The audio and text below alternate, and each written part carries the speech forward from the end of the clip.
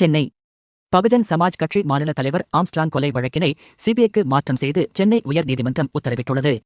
மேலும் 6 மாதத்தில் குற்றப்பத்திரிகை தாக்கல் செய்யவும் உத்தரவிட்டுள்ள சென்னை உயர்நீதிமன்றம் வழக்கு தொடர்பான ஆவணங்களை உடனடியாக சிபிஐயிடம் ஒப்படைக்கவும் சிபிசிஐடிக்கு உத்தரவிட்டுள்ளது. பகுஜன் சமாஜ் கட்சியின் மாநில தலைவராக இருந்தவர் ஆம்ஸ்ட்ராங். இவர் கடந்த ஆண்டு ஜூலை 5ஆம் தேதி தனது வீட்டின் அருகே வெட்டி கொலை செய்யப்பட்டார். இந்த வழக்கில் இதுவரை 27 பேர் கைது செய்யப்பட்டு சிறையில் அடைக்கப்பட்டுள்ளனர். இந்த வழக்கை செம்பியம் காவல்துறையினர் நியாயமாக விசாரிக்கவில்லை என கூறி விசாரணையை சிபிஐக்கு மாற்றக்கோரி பகுஜன் சமாஜ் கட்சியின் மாநில பொதுச் செயலாளரும் ஆம்ஸ்ட்ராங்கின் சகோதரருமான கீனோஸ் ஆம்ஸ்ட்ராங் சென்னை ஹைகோர்ட்டில் மனு தாக்கல் செய்திருந்தார்.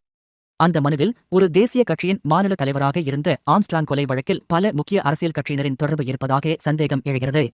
எனவே மாநில காவல்துறை இந்த வழக்கை சுதந்திரமாக விசாரிக்க முடியாது.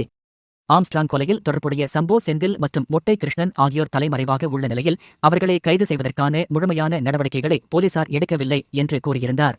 இந்த வழக்கு நீதிபதி வேல்முருகன் முன்பு விசாரணைக்கு வந்தது. அப்போது காவல்துறை தரப்பில் தாக்கல் செய்யப்பட்ட பதில் மனுவில் விசாரணை நியாயமாக நடைபெற்றது என்று தெரிவிக்கப்பட்டது.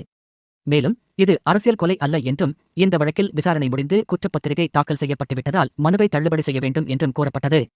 மனுதாரர் தரப்பில் ஆஜரான வழக்கறிஞர் வாதிடுகையில் கைது செய்யப்பட்டவர்களிடம் பெற்ற வாக்குமூலத்தின் அடிப்படையில் மட்டுமே போலீசார் அவசர கதியில் குற்றப்பத்திரிகை தாக்கல் செய்துள்ளனர் என்று வாதிடப்பட்டது.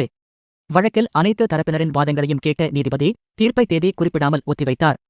இந்த நிலையில்தான் ஆம்ஸ்ட்ராங் கொலை வழக்கை சிபிஐக்கு மாற்றக்கோரி தொடர்ந்த மனுவில் நீதிமன்றம் வழக்கை சிபிஐக்கு மாற்றி தீர்ப்பளித்துள்ளது.